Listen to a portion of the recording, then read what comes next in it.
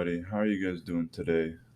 It's the host back with another episode of the What Was That Show podcast.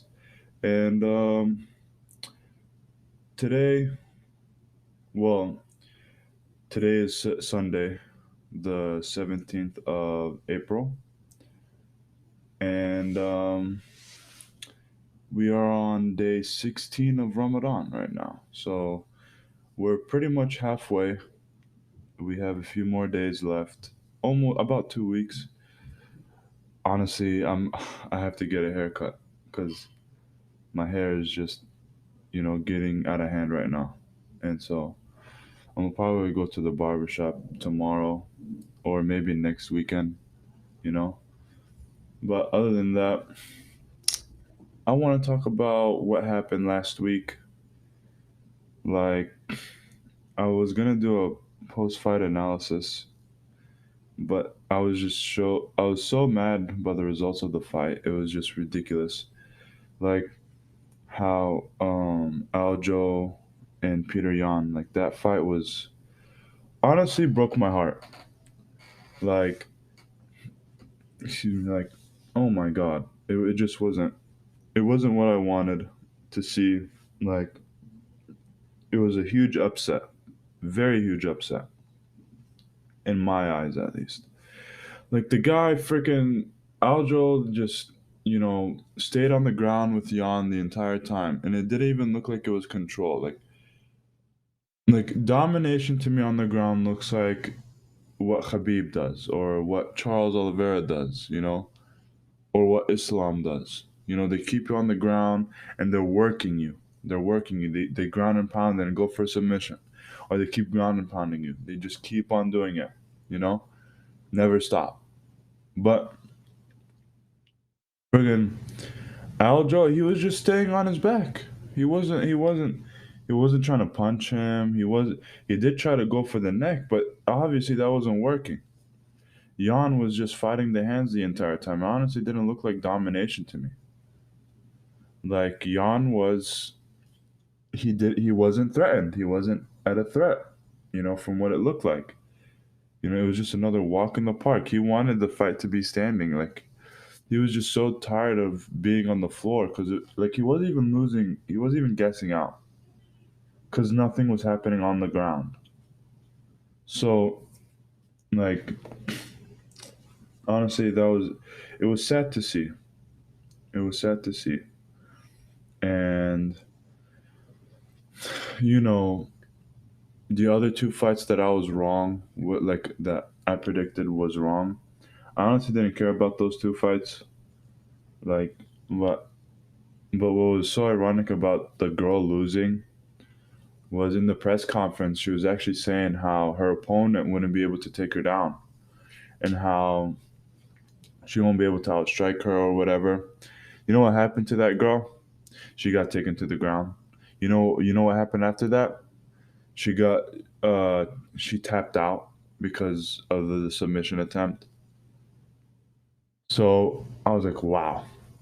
And you were the one saying, yeah, no, she's not even gonna stand a chance against me on the ground. She's not even gonna be able to take me to the ground. She's not even gonna get past my striking. Guess what happened? Got past your striking, took you to the ground, and even beat you on the ground. Made you tap while you were on the ground. Unbelievable. You know what? I'll always go back to this. When Conor McGregor and Khabib were gonna fight, and in the press conference, Khabib was like, "You have zero wrestling. Sorry, you have zero wrestling." And then Conor McGregor was like, "Okay, let's wrestle. Let's wrestle." And Khabib was like, "Okay, let's wrestle." And next thing Conor just gets absolutely mollywopped on the floor, just absolutely done for. Doesn't stand a chance on the floor, on the ground. He wanted to wrestle. Look what happened. He didn't even wrestle. Khabib was just so dominant that he didn't allow him to do anything. I mean, yeah, he stuffed a few takedowns, but still, like, Khabib just friggin'. And you know what? Fun fact and funny story, actually. When I was a freshman in high school, so about 3 years ago, almost 4 years ago, Um, I still remember it was my first period. I had team leadership. Okay, and there was this one kid in my class, or a few of the kids, but there was this one particular kid. He did wrestling. He was a good wrestler. He was pretty big. I think he weighed 205, 205 or 180, something like that. He was pretty built, you know. And so I guess he knew MMA a little bit. And whenever they were talking about Khabib versus McGregor, because like no one really knew who Khabib was at the time, and I've known Khabib since 2016. So 2 years later, it's 2018. He's fighting McGregor. Okay, I'm like telling him, Khabib's gonna whoop your guy. He's gonna whoop McGregor. Like the entire week, I was just talking about how Khabib was gonna whoop McGregor, and no one believed me. No one wanted to take my side with that. No one, everybody wanted to think that, they thought I didn't know what I was talking about. I was just picking his side because he was Muslim. No, not at all. The guy was gonna kill McGregor. He was gonna kill him. Never go against the Russian when it comes to this kind of stuff, unless you're like DC or something, you know, or Kamaru or Francis. But other than that, or Izzy, But other than that, no, it just doesn't work, you know. Anyways, so the guy was getting so annoyed to a point where he actually wanted to fight me, like because he was just so annoyed that I was telling him Khabib was gonna win. He's like, "Oh yeah, you think Khabib's gonna win? Okay, let's go at it right now," or something like that. He's like, "Or if you don't shut up, like I'm gonna beat your ass or whatever." It's like, okay, you could go ahead. I mean, I really didn't care. I mean, shoot, if anybody was to tell me that they was trying to fight me or whatever, okay, that's fine. You can go ahead and try to fight me. We'll just see what the result is, at the end. But anyways, that's besides the point. Like, I was gonna lose. Like the guy knew wrestling. He was bigger than me. Like when I was a freshman, I was 5'11". I was about 5'11", 6 foot, and I weighed at 135 pounds. Dog, I was a flyweight in the UFC. Like UFC uh weight division, I would have been a flyweight. Let's see, 135 in boxing. Let me see. What weight would I have been? Let's see. Oh wow, in boxing I would have been a lightweight. I would have been lightweight, super lightweight. So super lightweight is 140. And welterweight is 147. Wow. So yeah, I would have been a lightweight in boxing, a featherweight in MMA. Yeah, let's do MMA. Oh no, bantamweight. Bantamweight is 126 to 135. So I was bantamweight. Okay. Oh, featherweight is I think 145. Let me see. No, okay, they're not. Yeah, 145 is featherweight. So yeah, I would have been a bantamweight. 6 foot, 135. I was skinnier than a stick. Okay, but I had already been, throwing hands at that time or whatever, But still, like that guy, he could have picked me up with one hand and boom, just take me to the floor and just do whatever he wanted. Like people don't understand this, but jujitsu and wrestling, if you know just an ounce of jujitsu or an ounce of wrestling, and you take someone to the ground and they don't know wrestling or jujitsu, like having zero experience, you would literally be able to kill that guy. Literally, you could do whatever you would. I'm sorry, you could do whatever you would want to that guy. Quite literally. Like now, now there's a huge thing that goes around is like, you know, a boxer or a guy who knows how to box will never be able to beat up a guy or even stand with a guy that does wrestling, because once you get taken to the ground, that's it. But I always say this. I always say that, well, in order for me to be on the ground, you got to get me to the ground. You got to put me there. So where a boxer's advantage is, okay, we know how to measure distance, right? In order for someone to take you down, they have to get close so they could get your legs, you know? And you know what? At the end of the day, speed plays a huge factor, because if your punches are very slow or semi slow and the guy shoots quickly, you're not even going to know what hit you. But if you have a decent amount of speed and a decent amount of power, you could keep that guy back. You could keep him at the end of your punch, you know? So obviously those physical factors and those other factors play. Like, let's say you were both equally physically capable of taking down someone, but at the same time keeping him away. When it comes to that, it's, yeah, you gotta, in order to take the guy down, you have to get close. But when it comes to not just boxers, but kickboxers as well, Muay Thai fighters especially, oh my goodness, you have to learn to keep your distance, because you don't want to get caught with an elbow or a knee, like in Muay Thai, or in boxing, you don't want to get caught with a hook or with a right hand that can potentially put you out. You know. So, and look, rule number one, when they teach you, or one of the first rules they teach you when you start boxing is never be square.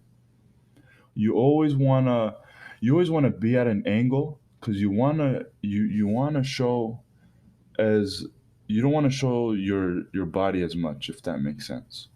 Like, you wanna cover your body as much as you can, so that way it's harder for them to hit you. So that's why you're at an angle, so that way you could the punches can slip, easier than rather when you're square. Being square, for those who don't know, means when your shoulders. So use your shoulders for this, okay? Being square is when both your shoulders are facing your opponent. When you're not square is when, depending on whether you're a righty or a lefty, is when your one shoulder is behind the other shoulder, and your body is turned diagonally, I would say. So it's almost like you're making a straight line, but not really. Like, the line is gonna be slanted a bit, and it's supposed to be slanted. Because if you were just a straight, like, if it was directly behind, then you would have no, your form would just look off and weird, and you would be off balance. So it would be like at a diagonal point, like, I guess you could say like a 45-degree angle. You don't want it to be like a 90 degree, or I should say a 270, because that would just be weird.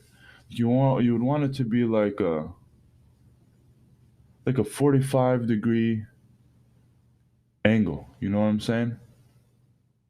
To where, like, you have one shoulder that's facing the opponent, the other shoulder is facing the opponent as well, but like it's back. It stays in the back. Both Here we go. Both shoulders are not at the same length of a distance, if that makes sense. You always have one shoulder remain farther away than the other shoulder. It's harder to explain when you're not seeing it visually, but a simple Google search would help explain. But anyways, back to my point. If you think about it, wrestlers are squared. They're not slanted at an angle.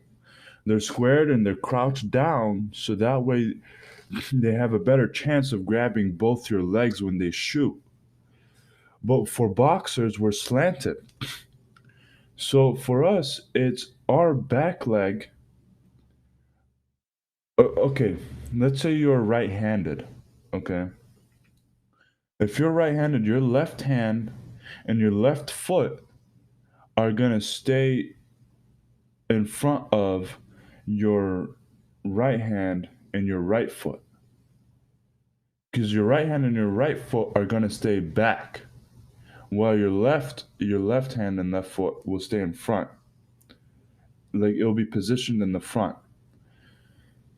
So if you think about it, if in boxing or in kickboxing they tell you not to be square, but in wrestling you are square, then that creates a bigger target for the boxer or the MMA fighter because you're exposing more of your body than the regular person would, or the regular, like, than what a normal opponent they would face normally would do. So you're giving a bigger target to hit when you're a wrestler and you're going up against a striker.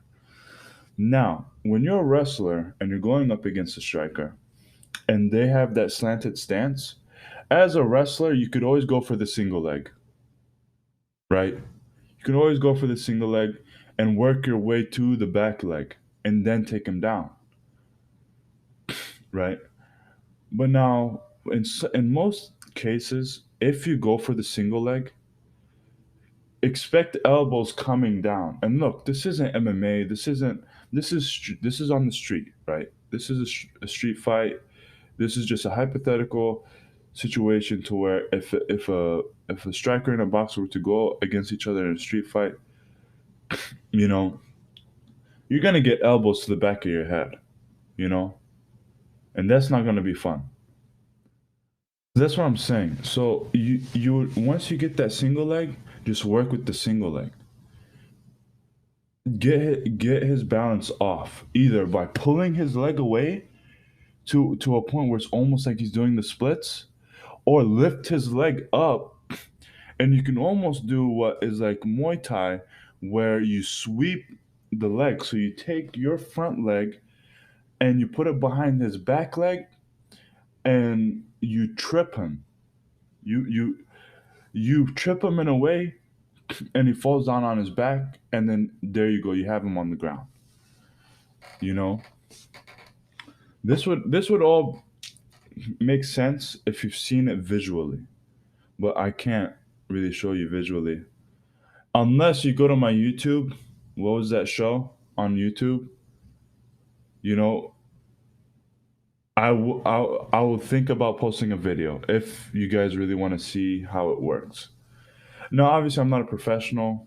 I'm not like a coach or anything, but I just do a lot of research when it comes to this whole fighting stuff and the techniques, because you look at it, you understand why they do it. It's interesting.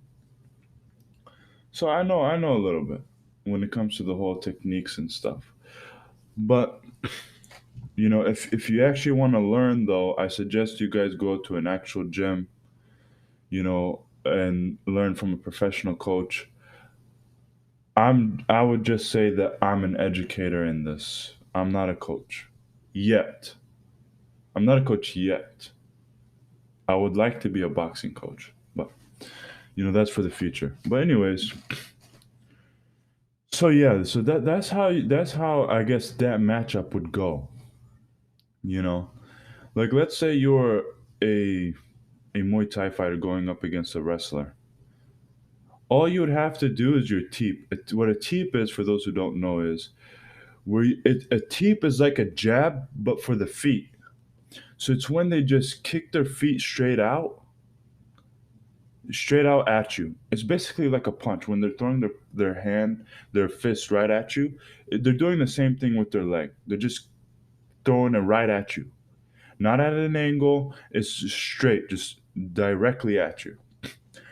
You take one good teep to the face or to the jaw, oh man, lights out, you know, lights out. So good luck with that. But, you know, with that fight though that happened with Aljo and Peter Yan, it's like it wasn't even domination. The guy, he took him down. He got 2 out of 22 takedowns off on Peter Yan. For those who don't understand, out of 22 takedown attempts, he successfully got 2 down out of the 22, and he still won the fight. So what does that tell you? That wasn't domination. He wasn't dominating Peter Yan. We know what domination looks like. Just watch Khabib. Watch any other wrestler. That's his funk jutsu that he likes to so much as to talk about with his crazy submission attempts or whatever. You know, he could even submit Peter Yan out. Mans was on the ground for 5 minutes and still couldn't get his neck. That's sad. Excuse me, honestly sad. But we're gonna stop talking about that fight because honestly, it just pains me to think about. And you know what? It was just a sad fight, and I don't think they're gonna get a rematch anytime soon. I think he's gonna have to have another fight or two to get his way. To make it back up to the champion fight, title fight. But you know what? It's whatever. But you know what? I do have some boxing news. We have a a guy, a man, who goes by the name of Quentin Randall. I'm gonna give a shout out to my guy Quentin, my boy Q.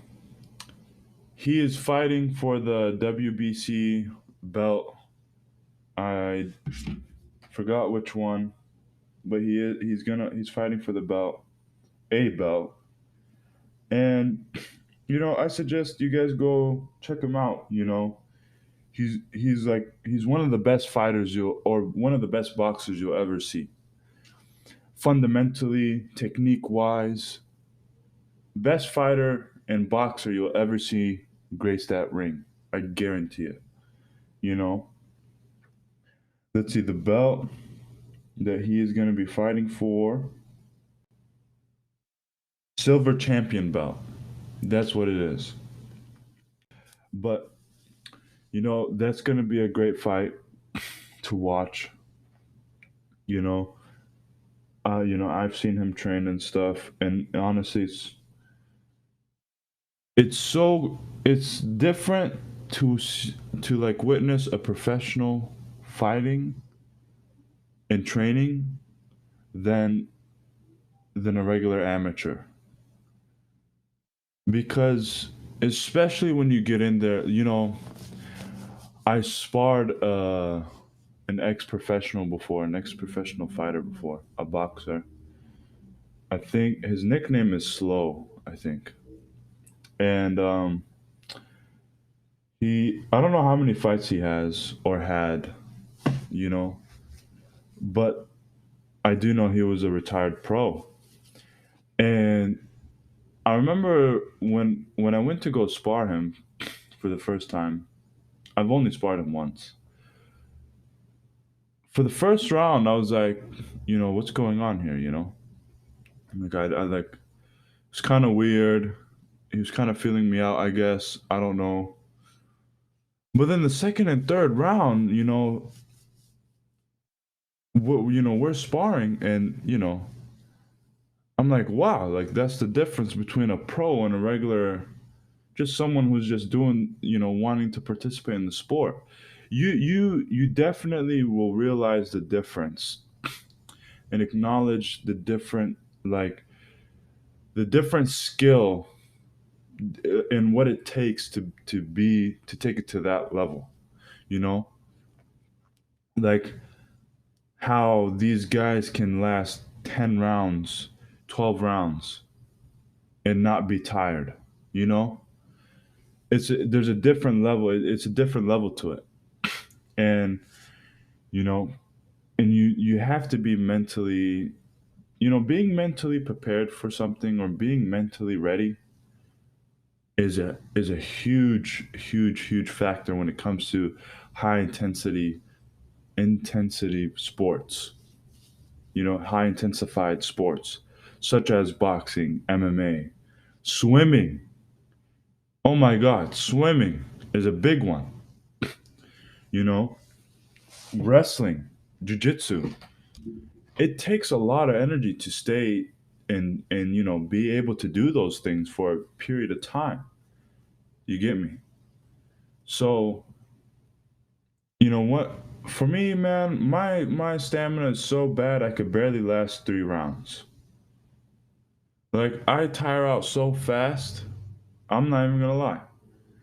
But mentally, mentally is where you have to stay strong. Mentally is where I tell myself I'm not gonna go down no matter what. Yeah, I'm tired, but I'm not gonna go down no matter what. Whatever happens, not going down. I'm gonna keep throwing my punches. I'm gonna keep hanging in. I'm gonna hang in there for as long as I can, but I'm not gonna quit. And then that's how you mentally prepare for something like that. If you're mentally ready to go in there or go out there and do your best, no matter how low the competition is or how high it is, the fact that you're gonna go in there and you're gonna give it your all is all that matters. You know, never underestimate what you're gonna get yourself into. The second you do that, well, guess what's gonna happen? You're gonna have a whole nother thing coming to you because when you go in there and you give, whether it's your opponent or that competition, the respect that it deserves or the respect that it should be given, and then you go out there and you do your thing and you beat that competition. At the end of the day, you could look back and say, I gave it the respect that it deserved, or not that maybe it doesn't deserve the respect, but you gave it the respect. The fact that you gave it respect and you went out there and you beat that competition, you know, you'll be satisfied with yourself at the end of the day because at the end of the day, you know that you did your part and you gave it your all, and you have no excuses. Because what if you lost and you know you didn't give it the respect that you should have given it? You're gonna make an excuse like, "Oh, I didn't take it seriously." My mind wasn't there. Whatever. You just be making up excuses. We don't make excuses, okay? We own up to whatever happens. Whatever happens, happens, okay? And that's just what it is. So you go in there, you give it the respect that you give it, you know? Maybe it doesn't deserve the respect, but the fact that you gave it the respect.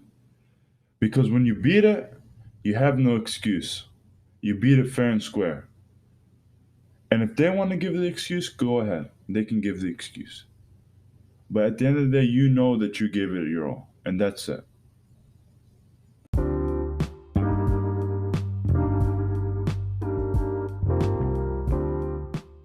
Well, anyways, I'm gonna end it there.